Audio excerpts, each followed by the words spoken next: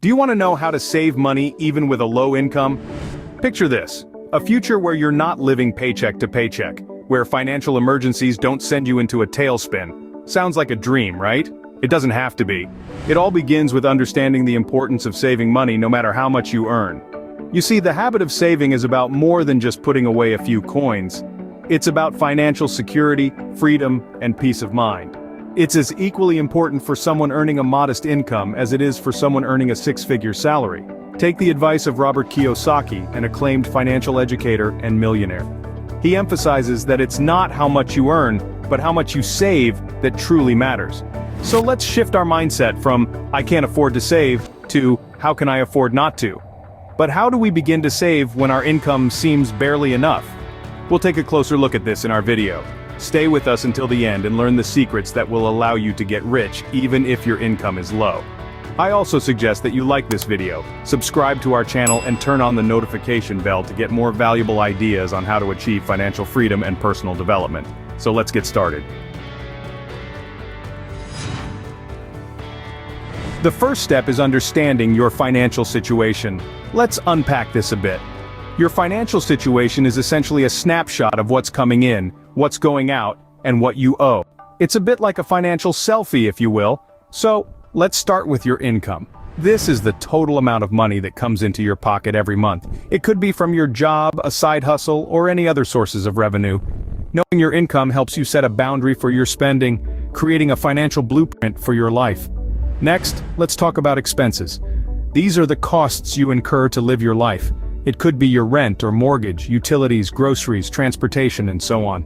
It's important to know where your money is going.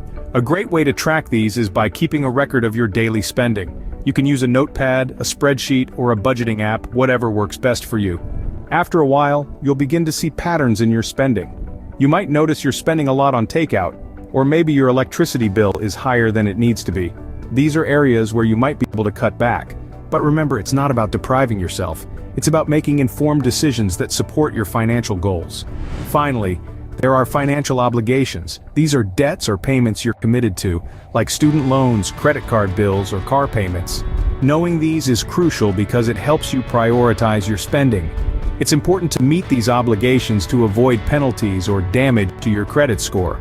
Once you have a clear picture of your income, expenses, and financial obligations, you'll be in a better position to make decisions that support your financial health. You'll know where your money is going, and more importantly, where it can be saved. Remember, this isn't a one-time exercise. Your financial situation can change, and it's important to regularly review and adjust your budget accordingly. So, start today.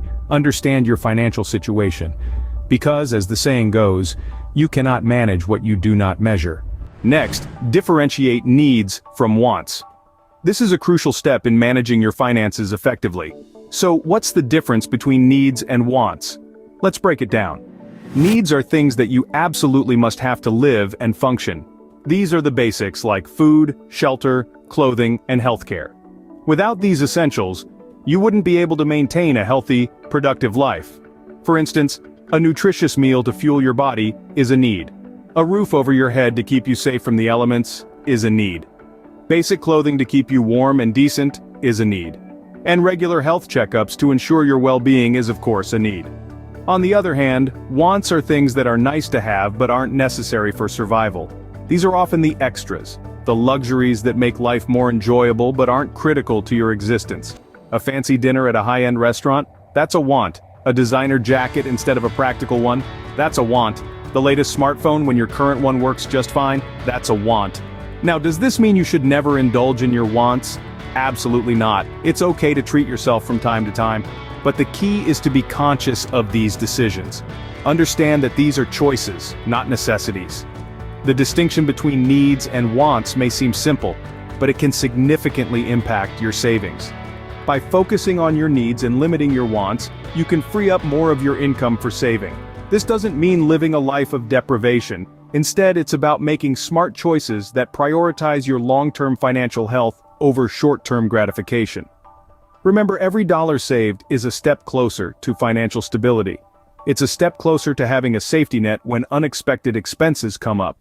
It's a step closer to your financial goals, be it buying a home, starting a business, or retiring comfortably. Needs are necessities. Wants are optional. Prioritize your needs. And as you do, watch your savings grow. Robert Kiyosaki always emphasizes, pay yourself first. Now you might be wondering, what exactly does this mean? Well, it's quite simple, really. Paying yourself first is about putting your financial future at the forefront. It's about prioritizing your savings over everything else. Imagine this, you've just received your paycheck.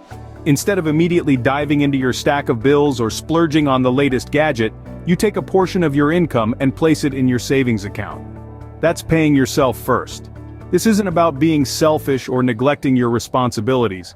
It's about making a conscious decision to invest in your future. This practice encourages disciplined saving. It's easy to think, I'll save whatever is left after I've paid my bills and enjoyed a little.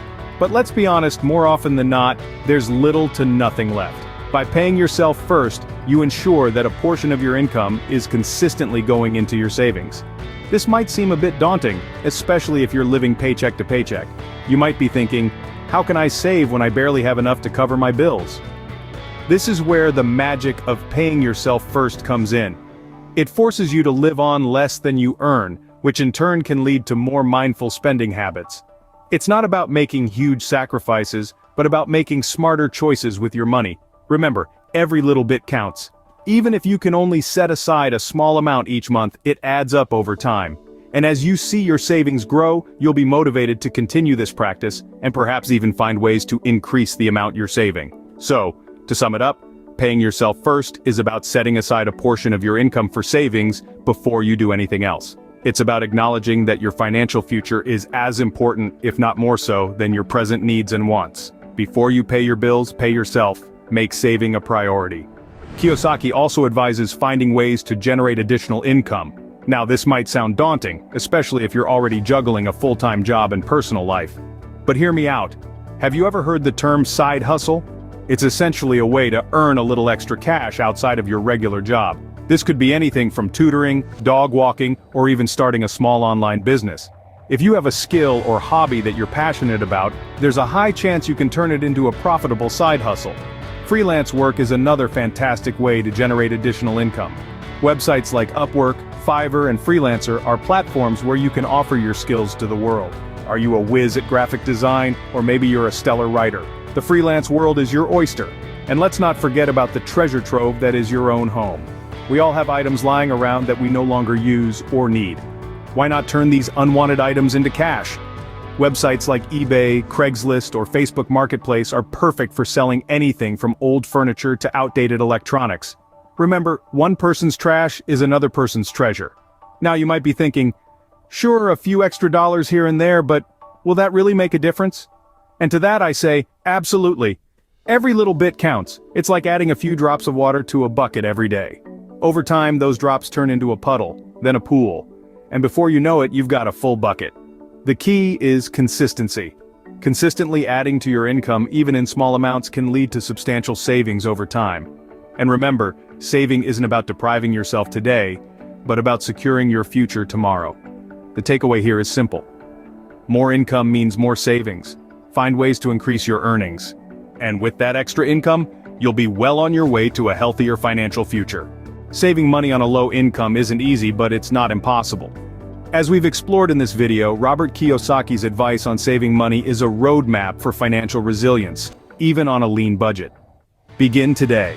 And remember, it's not about how much you earn, but how much you save and what you do with your savings.